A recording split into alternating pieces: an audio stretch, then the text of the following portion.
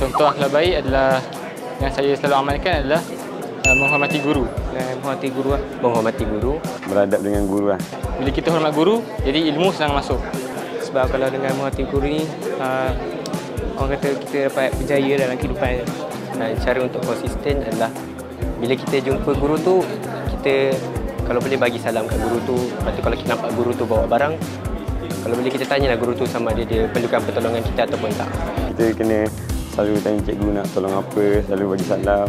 Saya rasa buat baik dengan kawan lah. Saya biasa membantu kawan dalam sesetengah subjek yang macam dia tak faham. Kita jaga perasaan kawan. Kalau ada salah silap, minta maaf terus lah. Jangan kita gaduh tu lama-lama. Nanti kita emosi terganggu.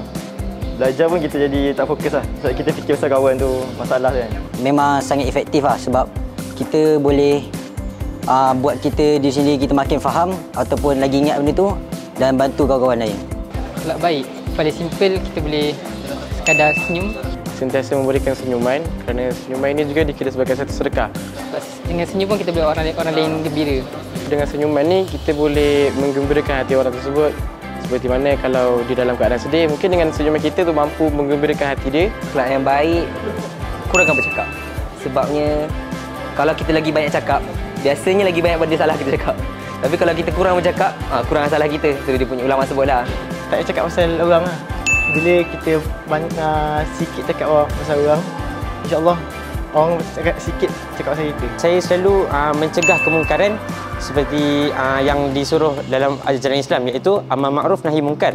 Tapi kalau saya tak mampu untuk tegur, saya hanya mencegah dengan hati. Saya boleh jujur. Kita bercakap jujur dengan orang.